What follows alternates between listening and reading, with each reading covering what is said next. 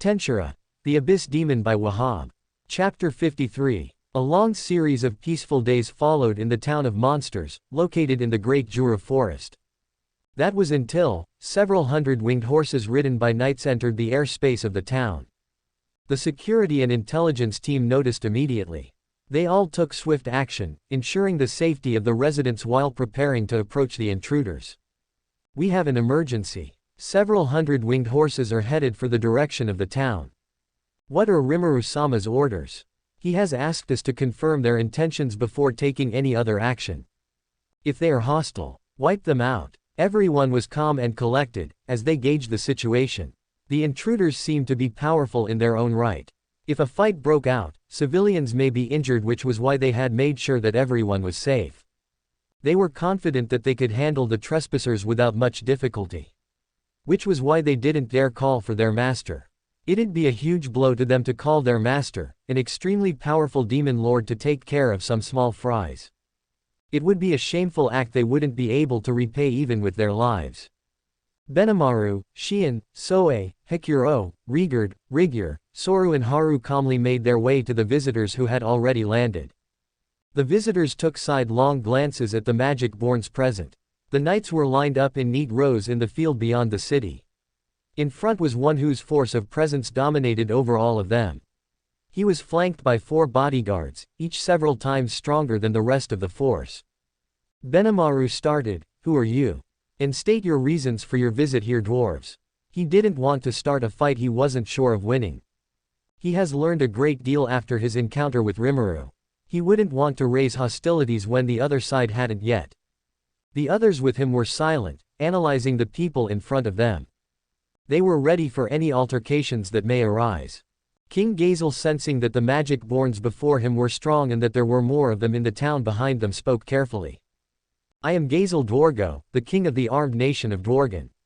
I have come to see for myself the gathering of monsters that were capable of stopping the Orc Lord." Said Jane. "This is troublesome. These Majins are Kijins, a race just as rare as Orc Lords."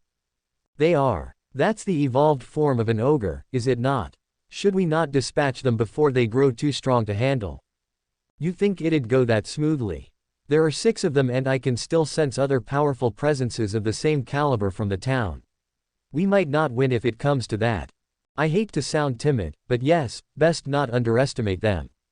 "But how did so many of them evolve?" The king looked on silently, but his personal companions seemed fairly unnerved.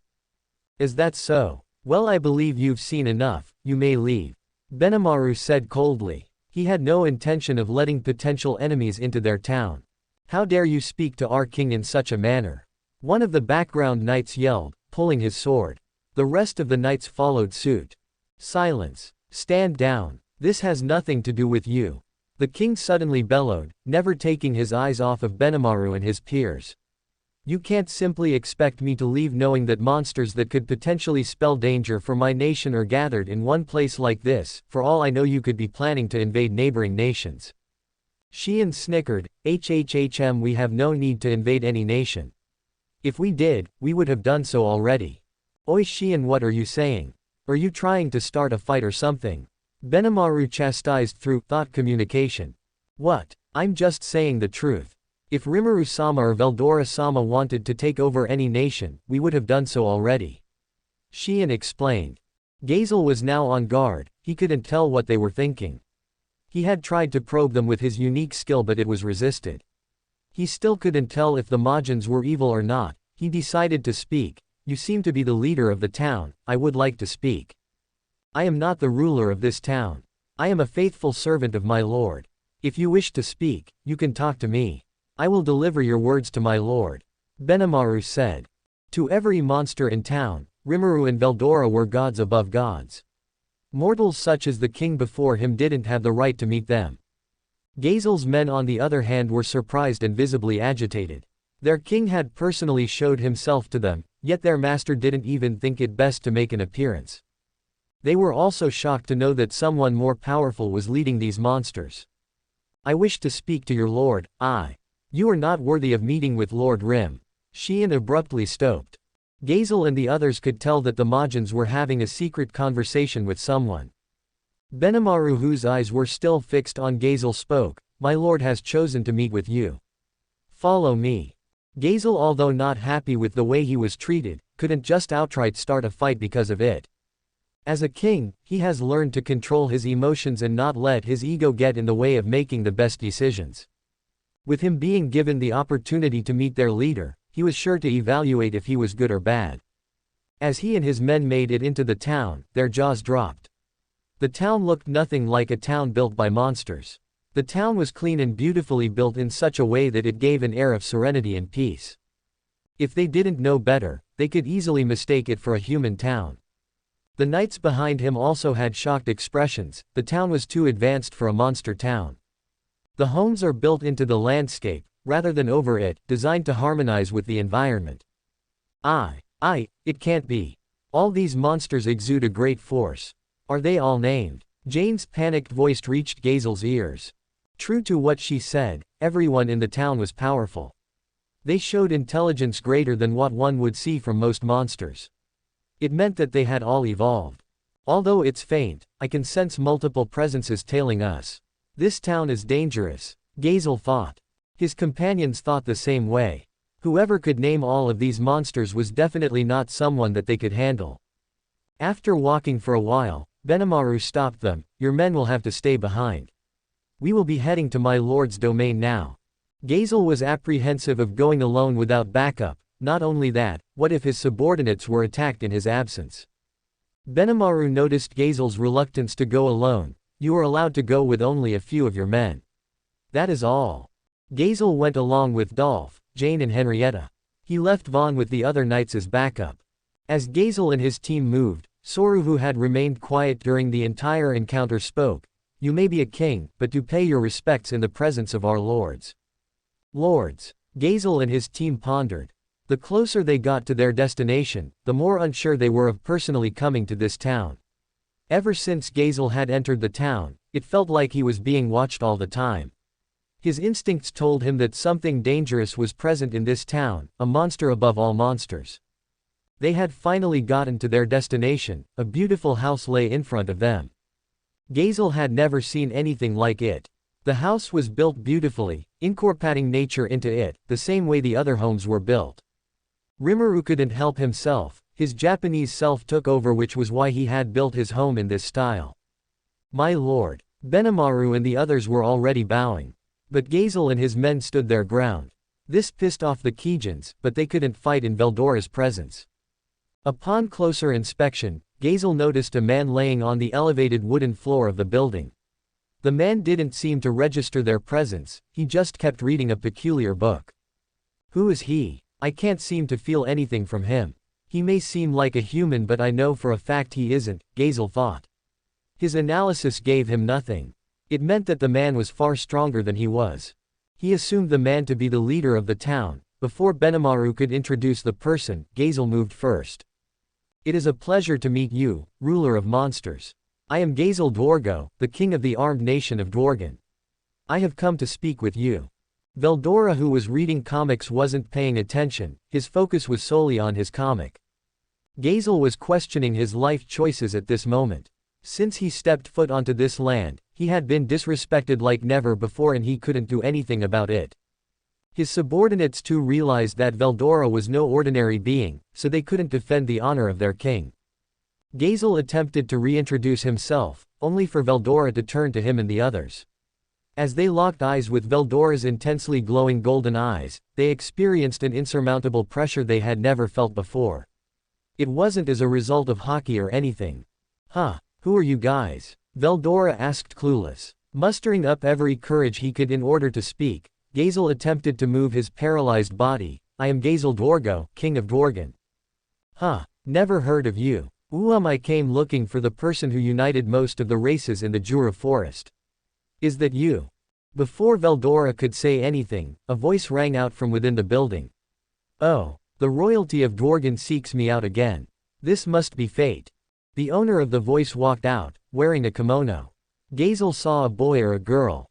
He couldn't tell. The person looked young, but something else drew his attention. Just like Veldora, he couldn't sense any aura, but his presence was so overwhelming, he felt like he could die any second. Then he heard from behind him. Why, yo, you, it can't be. All of you bow down now. Jane's distressed voice spoke, bowing almost immediately. Gazel immediately bowed down as well, with of course the others just wordlessly following suit as well. This act made Xian and the others happy. Their master is someone who deserves every bit of respect. Gazel didn't question Jane's judgment at all, with him more so worried for her, for she was incredibly pale with her face currently drenched in sweat like she was about to die any moment. Oh, aren't you Guren's right-hand man? I mean woman. I was your lordship. It is an immense honor to be in your presence once again, Demon Lord Rimuru Tempest. Jane said. The hearts of Gazel, Henrietta and Dolph skipped a beat. It's him. For him to be here. Gazel thought, with him being utterly terrified of the being in front of him. Apart from the lore surrounding him, Gazel had heard about Demon Lord Rimuru Tempest from his father, who was also told by his father, Guren Dwargo. It is not known to many, but Rimuru was once contracted with Guren. It happened during the early years of Dwargen. During his travel, Rimuru came across Guren, the ancestor of the dwarves. Guren, seeking protection for his newborn nation, begged Rimuru to be its protector. Rimuru agreed and thus became the guardian of Dwargen for 500 years. What Rimuru asked as compensation remains a mystery even till this day. I see now why Jane was so sacred and why those Majins had no regard for me. Gazel understood now. He thanked his luck for not antagonizing the Majins earlier. Thinking about how his knights almost attacked now sent shivers down his spine. You may all rise. Now to what do I owe this visit? Rimuru asked as he sat comfortably. His presence bore down on the dwarves, threatening to crush them. With the sudden order being given, Gazel looked at Jane, who nodded at him and the others in confirmation. They stood up, still quaking in their armor as Gazel spoke. Lord Rimuru, I came to investigate the odd assembly of monsters that defeated the Orc Lord. I apologize if I have trespassed on this land. I see. So those spies work for you. Luckily for you, they didn't get killed. Rimuru said glad Soe and Haru didn't kill them. The dwarves began to sweat buckets. They knew Rimuru was joking when he said that. If he wanted them killed, the entire espionage division sent to the forest would have been wiped out. Well, you don't have to worry. All these monsters work for me and are under my protection. I have no intention of waging war against humanity, if that is what you fear, so you can calm down. Waging wars wasn't something Rimuru was keen about.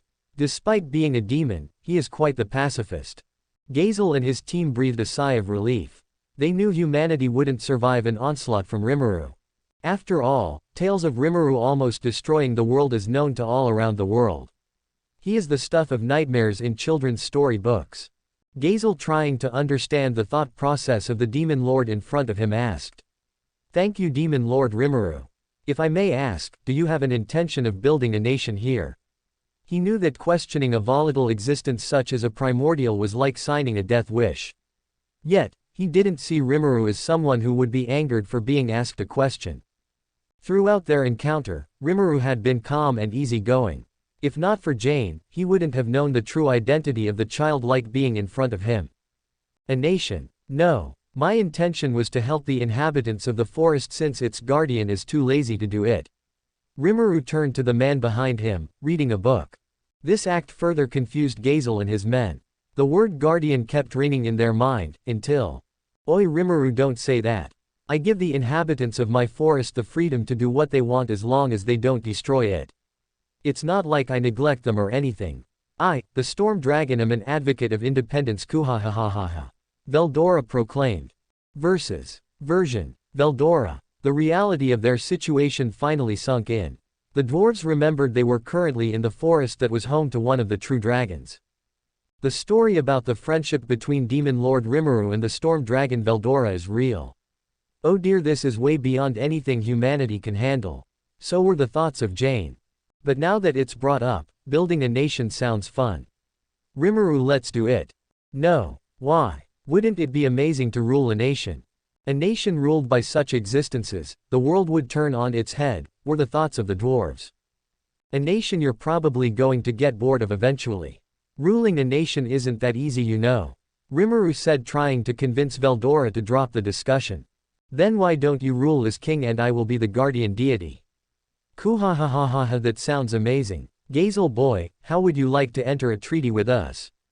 Veldora asked, ignoring Rimuru's attempts to stop him. I and my nation would be honored, Veldora-sama. You control everything in this vast forest, you could obtain wealth and power surpassing any nation in the world. I would gladly support you in this endeavor. Gazel bowed. Veldora, hearing how powerful of a nation he could create, was pleased. Kuhahahaha, well said. What do you say, Rimuru? Don't you think King Rimuru would sound fantastic, or should it be His Majesty Rimuru? Veldora, I don't. Too late, it's already been done. We're now an official nation. Rimuru looked fed up of Veldora's antics. He finally let up after careful consideration. After all, once Veldora makes up his mind, very few could persuade him.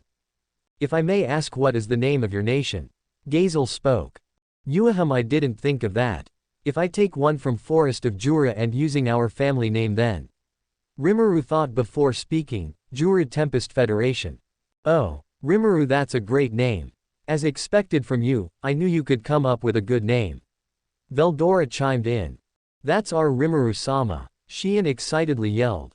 Then our nation shall be called the Jura Tempest Federation, and this town shall be called Rimuru. The capital city Rimuru. Rigurd's excitement was palpable. Capital city Rimuru. No other name would do. I agree. It's a perfect name for our town. Benimaru, stop indulging Shion. I thought you always had my back. Rimuru thought helplessly. Hang on there, you guys, Rimuru spoke, quieting everyone. It would spell a lot of chaos in the world if it is known that I am the ruler of Tempest. I would much rather prefer if we kept that part a secret until I say otherwise. Everyone understood where Rimuru was coming from. As the chaos creator, Rimuru's reputation precedes him. Humanity definitely would fall into chaos if they found out about his involvement in building a nation of his own. Turning to Gazel and his group, Rimuru's expression turned serious. Since we are going through with this, Gazel, you and your people will have to keep my identity as the King of Tempest a secret. I understand, I swear on my life to never disclose your identity, so also my subordinates. Gazel swore. He's not stupid enough that he didn't understand what Rimuru was thinking about. Terms were discussed, which included 1. A non-aggression treaty with each other. 2. Assistance whenever one nation is endangered. 3. The building of a road to Dworgen, in exchange for Tempest having full rights over the taxes related to it. 4. Guaranteed safety for dwarves in the Forest of Jura and Tempest inhabitants in Dworgen. 5. Promise of technology sharing between them. The treaty was beneficial to both sides, but Dworgen benefited most in hindsight. It now was in a formal agreement with a primordial demon and true dragon. Right now, no nation would ever come close to harming Dworgen. Thus, the names of Jura Tempest Federation and capital city Rimuru were engraved in history for the first time. Soon enough, Gazel and his people left, still reeling from the fact that they had met two impossible existences on the same day. As they flew, Henrietta spoke. I can't believe I just met the infamous demon lord Rimuru Tempest and the storm dragon Veldora. Their presence was so overpowering, yet I couldn't see the depths of their power even a bit. The strength I was once proud of is nothing compared to theirs. Anyone would feel the same way as you do, considering that we just met the apex of monsters. They are monsters who I dare say could be considered omnipotent in their own right. Am I right, Gazel-chan? Jane said. Jane, please show respect to the king. There are people here. Dwarf berated Jane, who was talking to the king without a hint of respect, but more so familiarity, which is unbecoming of a servant to their master. To this Jane only scoffed and looked at Gazel, who had been quiet the entire time. He only looked at her and nodded, causing her to let out a grateful and prideful smile, and then looked at Dwarf. Dwarf, now you've seen a glimpse of the top of the food chain. Trust me, when you see them in action, you would disregard the meaning of royalty and would prioritize their wants and needs, Jane seriously said to the ignorant. The fact that we met face to face with them and lived to see another day is a miracle, talkless of actually witnessing the rise of a nation with them as its rulers. Jane added. The words of Jane sunk in. The other knights have been shivering in fear ever since they found out about the true identity of the leaders of the town. They had narrowly escaped death. Now they would never pull out their swords in a burst of emotions ever again. I'm merely a pawn compared to those monsters. Gazel thought. The warnings left behind by his grandfather was passed down to his father then him. It stated to never antagonize the true dragons and the primordials, especially Demon Lord Rimuru Tempest and Guy Crimson. Those two were in a league of their own. What Jane said is true, in front of the monsters that have stood at the top for millennia, we are nothing. They would be able to destroy Dworgen without much of a thought. So when something of that magnitude would come, don't feel regretful of abandoning the kingdom. It is because of this that I have chosen to make Demon Lord Rimuru and Veldora as happy as possible by fulfilling their request to the best of my ability. That way we would make a good impression and be favored by them even if we don't gain anything in return. Having them as allies alone would elevate our status and ward off any enemy nation. Gazel said. When everyone heard Gazel's speech, they could only look at their king in pride for his wisdom and his desire to protect them. You truly have grown King Gazel, but I must advise you to still be vigilant. These beings are fickle and wouldn't hesitate to sever our ties. We must ensure that our relationship lasts for a long time. Jane added. Gazel nodded in agreement, already thinking of ways to please Rimuru and Veldora. Chapter 54. Rimuru's Paw. A few days after the establishment of Tempest, Gazel Boy returned with a few others with him. He came with Dworgen's best blacksmiths, artisans, architects, teachers etc. Although it's in accordance with our treaty to exchange technology, he seems really intent on impressing me by sending the best of the best, so I just went with it. There's no way I would refuse. I actually needed them for the progress of Tempest, somewhat.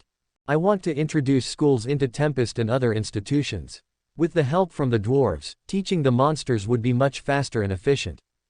I put 5 of the most talented dwarves in charge of the others with them, as I introduced them to everyone else in town. They seemed scared of me at first, but there's nothing my cute smile can't fix. They finally calmed down and were able to work perfectly with the Keejans and Hobgoblins. Their names are Murd, the younger brother of Garm and Dord, highly skilled in construction and well versed in the arts. He was appointed as the manager of the construction team. Dord, the middle brother between Garm and Murd, is renowned in Dworgen for his exceptional craftsmanship. Dord focused on overseeing dyes and crafting high-class attire. Garm is a highly skilled blacksmith and brother to Dord and Murd. Garm took on the role of overseeing the production of everyday clothing and undergarments. Vesta is a former minister of Dworgen and currently the head researcher alongside Gabaru. Kaijan is a skilled blacksmith. He is a talented man with many skills up his belt. He is collaborating closely with Vesta as a fellow researcher alongside doing his job as a blacksmith. With them helping in the development of the town, I could lay back and focus on other things. Gabaru, can I leave Vesta to you? I asked. Vesta will be staying in the sealed cave during his research. But due to the dangerous monsters present, I couldn't leave him all alone. Please do. I am here, and I will also assign 2 of my subordinates. How reliable he has gotten. I still worry about him getting a big head, but I guess he was strong to begin with. But he seems to have calmed down recently, and gets along with Vesta pretty well, so I should just leave it to him. And so, we had built Vesta's research lab in the cave. Gabaru had 2 of his subordinates guard the room in the cave, and the result was actually rather pleasant. If this is to become his lab, we probably don't need to include any life necessities. But, we do need to figure out how he will be making the trip to the cave all the time. Rimuru-sama, I can set up a magic circle here. It would be difficult to create inside these doors, but it is possible outside. Should I set it up?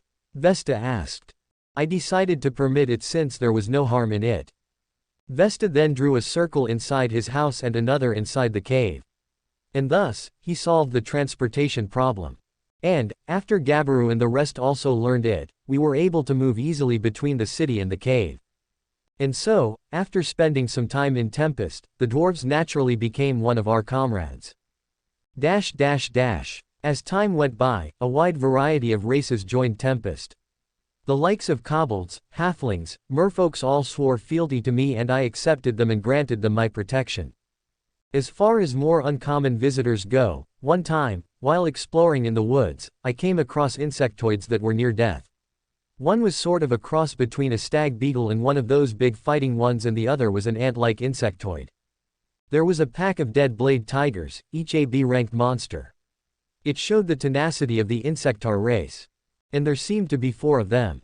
The stag beetle and the ant were protecting a garden-variety wasp and a spider, both also injured. Interesting. They must have somehow crossed through a spatial rift that connects the other world to the central world. I thought. Since they were in their insect form, I found them to be cute, so I decided to take care of them. The beetle and the ant were hostile at first, attacking me without hesitation. That seemed reckless. I held them down, careful not to hurt them. "Don't worry, I won't hurt you. I want to help you little ones," I said. "Strong one," the wasp asked me, "you protect us." That was so cute. I was never fond of insects in my past life and I still am, but these guys were just too cute. I couldn't find it in me to abandon them. "I'll protect you," I said. Then an idea hit me. "Hey, can you guys collect nectar?" "Yes, can." I figured they might be able to collect nectar from flowers, and they could. That provided all the reason I needed to lend them a helping hand. Using processed adamantite to fix their exoskeleton, I healed them.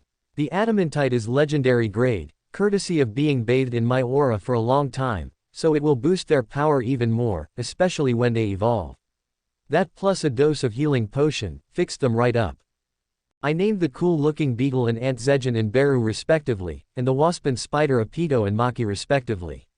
Now they are my subjects. I can't wait for them to evolve into their humanoid form. I now have insectar subordinates. Zelenus must be sobbing wherever he is right now. Kuhahahahaha. I left the 4 in the tree ant settlement, under trainee's care. At the moment, the forest's native races were most likely testing us, trying to see what this new force in Jura could do. That's why we were kind of obligated to puff out our chests a bit, so we could avoid any unnecessary confrontation.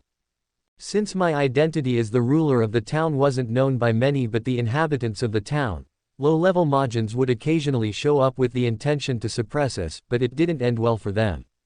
So in short, the city of Rimuru in the heart of the Jura Tempest Federation was doing a pretty roaring business. Peaceful days followed, until the day I sensed a massive chunk of energy flying our way. I instantly knew who it was. In order to avoid the town getting destroyed from her arrival, I quickly teleported out of town. The instant I teleported, Milim changed her trajectory, heading towards me. When she landed, the nearby trees were uprooted and blown away. There was also a huge crater on the ground where she landed. This girl never changes. You'd think she would be refined because she's a princess, but it's the other way round. When the dust cleared, Milim's bright blue eyes bore into me. "Rimuru," she yelled, lunging at me, before grabbing me by the shoulder, "you didn't tell me you were doing something so fun. You didn't visit me for so long, now that you're back, you didn't think to invite me." Her eyes were teary. I'm not exactly playing around, you know," I said, trying to calm her. "No, that's a lie. You and Veldora always have fun and leave me behind, that's no fair." Milim kept whining. After a few minutes of trying to calm her down, I just decided to give her honey that I received from Apito. "Wah, what is this? I've never eaten anything so delicious in my life." Milim's mood did a complete 180. I had a fair bit of inventory left, so I put a generous supply of honey into a jar and handed it to her. I had already told Benimaru and the others to stay put in town, and that I would handle the situation. "Hey Rimuru, are you assembling an army of your own the way other demon lords are?" Milim asked. "Why does everyone think I'm assembling an army?" "No, hold on. Other demon lords are assembling an army," I asked. "Yes. The younger demon lords are trying to create a demon lord they can control, in order for their influence in the council to grow." Milim explained. "Since you know so much about this, you're part of them, aren't you?" I was able to figure out that Clayman was involved during the battle. "That means, it's not just Clayman." No. I'm only doing it to satiate my boredom. If a new demon lord is born, it would serve as a fun toy for a while before I lose interest," Milim said.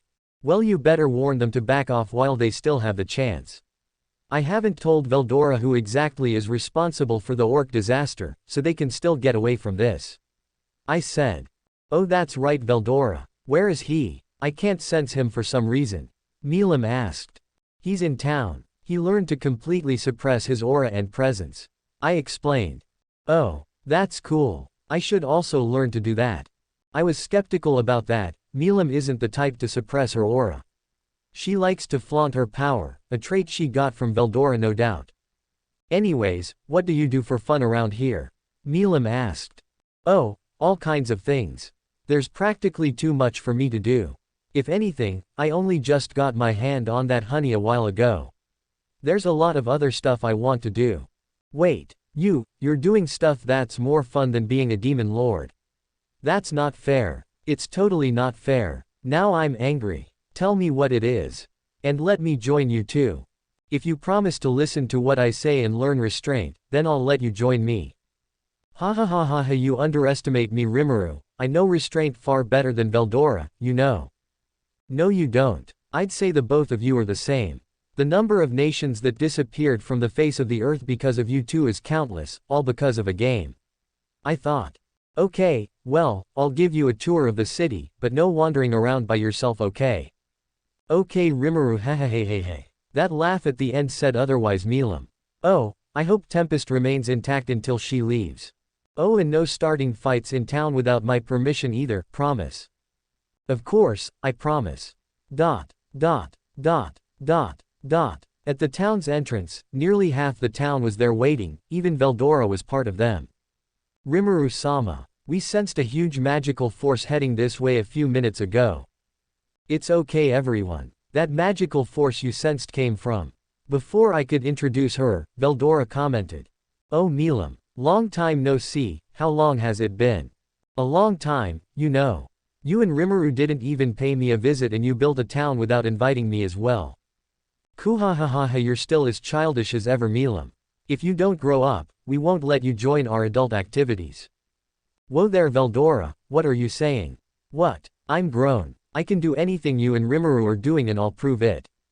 I already sense a headache coming on.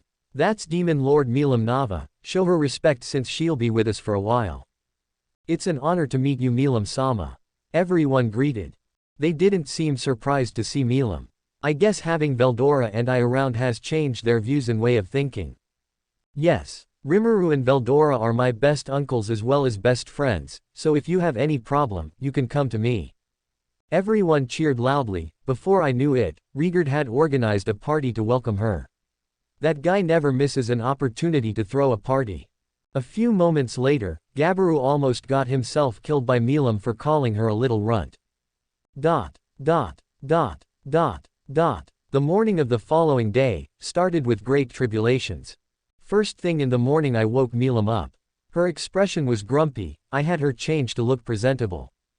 The new clothing she wore was the one she had requested yesterday, and it came out pretty well. The gothic dress was probably difficult to move in, hence the reason for her request. Why does a demon lord need to wake up so early in the morning? She was grumbling haughtily, but her mood improved by breakfast. Children really are simple. While she was eating, I was busy thinking. I don't particularly mind becoming her supervisor, but I want to go to Ingrassia. So, should I bring her along? I kind of have a bad feeling about doing that. No, let me rephrase, it's bound to lead to a disaster. To bring such a dangerous child to a place she's never been before, well, it's not that I can't, it's that I won't. But even so, leaving her here is bad for my heart.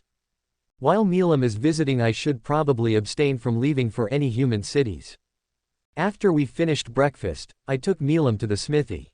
And once we reached it, I greeted Kurobi. Is the thing I asked for yesterday ready? Ooh, this one, right, should be good for Milim-sama's personal use.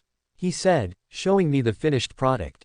Yesterday, he had measured the size of Milim's hands after being asked to make her something. It's dragon knuckles. The point of such gloves would be to prevent injury when punching barehanded and to increase the force of the blow, normally. That's not why we gave her the gloves. No, our goal was the exact opposite. The light but dense magisteel is actually surrounded by a shock-absorbing material. Right, when she equips this, her blow will be reduced to only 10% of its norm. And we used magisteel in hopes of attaching a regenerative effect to them. The best part of it all will be the decrease in her destructive power. Milim, try this on. I passed the dragon knuckles to Milim, who, clearly excited, happily accepts them. And she quickly puts them on. She lightly throws some punches in the air. Oh, this is great. My hands feel really light. Alright, seems to be working. If her hands feel light, I guess her power should have decreased a bit. And for myself, I took a newly developed sword. Exodus is too much of an overpowered sword, I couldn't use it for things like training or dealing with low-level monsters. I draw the sword to check. Amazing. Kurobi's ability is truly something. I wish I could finally get a sword specialized for my use. Seems like they still need to work on that. I am not getting impatient, but I am looking forward to it. Exodus should only be used when I'm serious in battle. Nodding, I put the sword back into the scabbard. The moment Milim and I acquired our weapons, we went our separate ways. I headed for the sealed cave with Kaijin coming along. Gabiru seems to be doing fine after that hit from Milim, good for him. Vested gingerly made his way to me, bowing before making his report. He and Gabiru had successfully recreated the full potion that I produced in my stomach. What dwarven technology could make was a high potion, having 98% purity at best. Good job you guys. You've definitely outdone yourselves, I said to them. They both bowed. Your praise fills us with joy, Rimuru-sama. It was thanks to Rimuru-sama's guidance that I could achieve this. No, it was all you. It seems research work suits you best, keep it up. I didn't want to take any credit for his work. Although I helped, he did most of the work. I let them enjoy the bliss of achieving such a task. It may seem like a big deal to them, but it wasn't to me. I've had time to cultivate and study the hippocute herb. Using my self-created techniques, I can produce an elixir. A potion having 100% purity, it is capable of bringing back the dead as long as the body and soul are intact. But making such a thing would be impossible for them. Also, the elixir is too dangerous to be introduced into the world. It is something that people would go to war for. I bet this could be a huge source of income for Tempest if we sold it. Kaijin, what do you think? Ooh, that could be tough, boss. If anything, this stuff is too good. The purity level's so high that it's not something you can use on a whim. Vesta concurred. Quite true, I fear. I'm not sure the market is prepared for it. He then suggested, perhaps we could negotiate with King Gazel to have them accept delivery of low potions from us for sale over there. I'd imagine he'd want us to take in those few medicine makers who work in the Dwarven Kingdom in exchange, but that might actually work, boss. If they leave the potion making and selling to us, they can just buy in whatever amount they need for their own purposes. That may account for a lot of the motive behind their technology share request actually. Kaijin had a point and it was fine by me. I left it to them to talk to Gazel. Apparently, one full potion could be diluted down to 100 low potions. It could be a lucrative source of income. The moment I stepped out of the cave, I could hear shouting, screaming, and a great pillar of fire rose into the sky from a plot of land near the center of town that hadn't been built on yet. There was no damage, thankfully, and no workers nearby got caught up in whatever it was. Turns out it was one of Demon Lord Carrion's subordinates, Phobio the Black Leopard Fang, that was the cause of it. He got in a scuffle with Rigard, which led to the latter getting hurt. Milim, in anger, beat the shit out of him. If I didn't get there on time, he would be 6 feet under right now. So what are you all here for? I said to the now awake Phobio.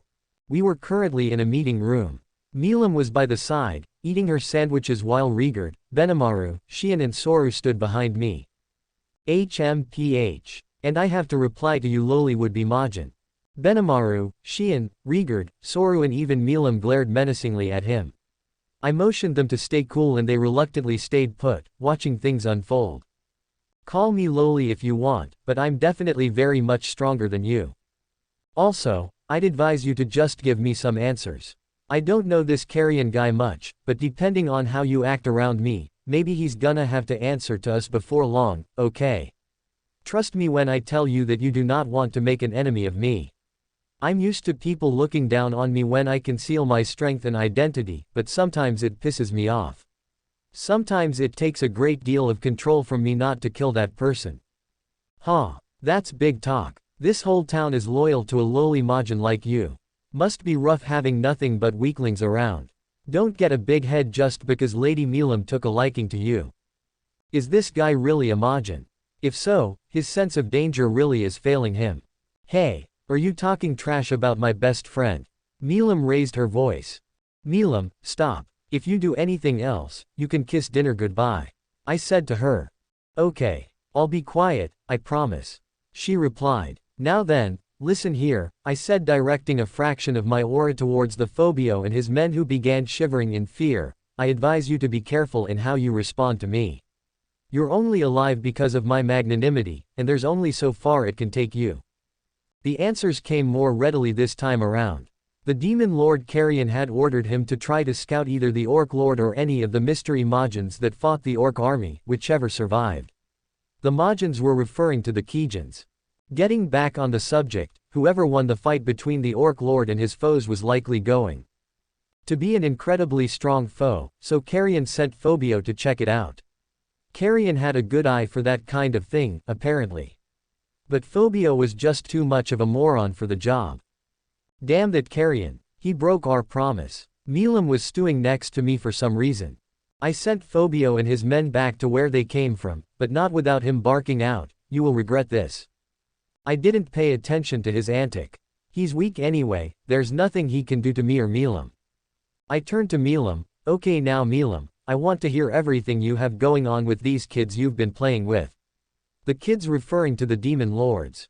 After Milim's explanation, I figured out that Demon Lords Clayman, Carrion, Frey and her were the ones behind the Orc Lord. The scheme involved creating a puppet Demon Lord they could control in order to gain influence in the council. Only the weak would scheme something like this. It was just a way to kill time. Milim said. It might have been to her, but it definitely wasn't to the others. It seems likely that other Demon Lords will become involved as well. Benimaru commented. It'll be fine. Rimuru-sama has nothing to fear from any other Demon Lords. Shion in her usual confident tone said. Of course. Rimuru-sama is one of the strongest Demon Lords. With him as our master, no Demon Lord would be dumb enough to provoke us. Soru added, just as confidently as Shion.